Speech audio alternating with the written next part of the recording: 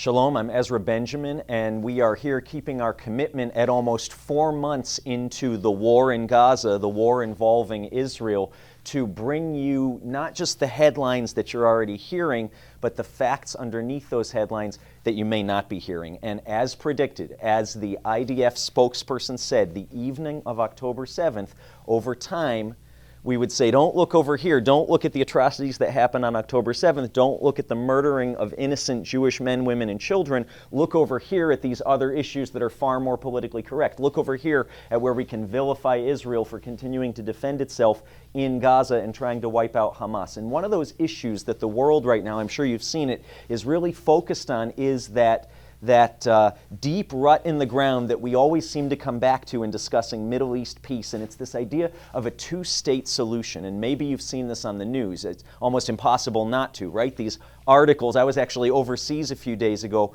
doing having some meetings for Jewish Voice, and on the billboards in the middle of this major world megametropolis, they put up an ad and it said, Netanyahu flat out rejects two-state solution.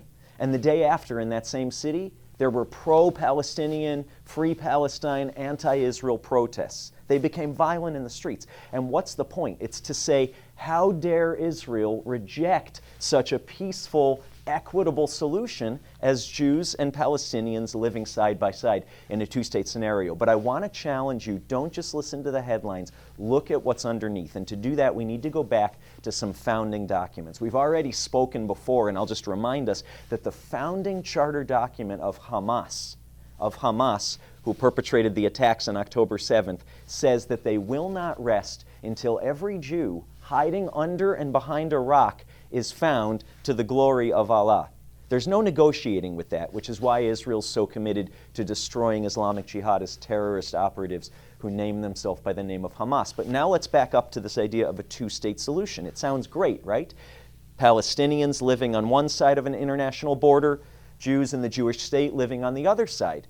And Israel has tried to go down that road of discussing that, but here's the problem. The founding charter document, Palestine is not a country, so they don't have a constitution per se, but what they call their covenant, which was written in 1968 after what's called the Nakba, the Great Catastrophe, which was the retaking of Jerusalem into Jewish hands in the Six-Day War in 1967. 1 year later, this budding Palestinian People Liberation Movement, led by the Palestinian Liberation Organization, or the PLO, created what was called a covenant. And I want to read to you the 3 tenets of that covenant. The first is the right to an independent Palestinian state. Okay, doesn't sound unreasonable. You have millions of people looking for a homeland. The second, the total liberation of Palestine, which means the total exit of Israeli troops and government. So the Palestinians need to provide their own infrastructure and their own security. That's difficult, given all the jihadist operations happening in this land. But okay, we can still stomach that. But here's the third part of the founding covenant of the Palestinian Liberation Organization: the destruction of the State of Israel.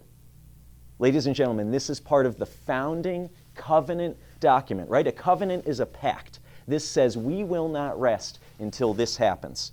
So how, pray tell, does Israel, the state, the Jewish state, negotiate with the group and try to live side by side with a new international country who says, by the way, when we become a nation, our day one objective, since we already got the liberation and we got the independence, first 2 completed, our day one objective now is to drive the Jewish people, who are not even called the Jews, they're called the enemy in Arabic, into the heart of the sea.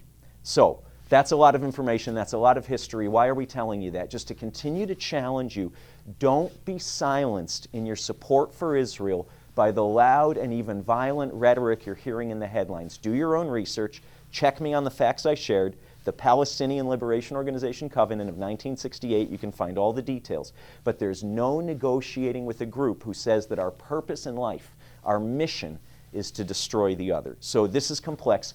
Pray for peace in the Middle East. Pray that all the agendas come out on the table, that nothing is hidden, that nothing is left in the shadows. Pray that the Lord raises up righteous governments in Israel and in the surrounding Arab nations, and that He tears down wickedness. And most importantly, continue to pray with us that the ultimate solution to peace in the Middle East, the Prince of Peace, we say in Hebrew, Sar Shalom, Yeshua, comes back soon. And he'll do that when Israel cries, Baruch haba b'shem Adonai, blessed is he who comes in the name of the Lord. And he's not just coming for a remnant in Israel, he's coming from a remnant from Egypt, from Syria, from the Persian and Iranian peoples. The Lord is jealous for all tribes, tongues, and nations. So pray that out of the difficulty, out of the destruction and the horror of what is this ongoing war in Gaza, in Israel, that the Lord would do awesome things and draw many Jews and Arabs to himself. We'll keep you updated.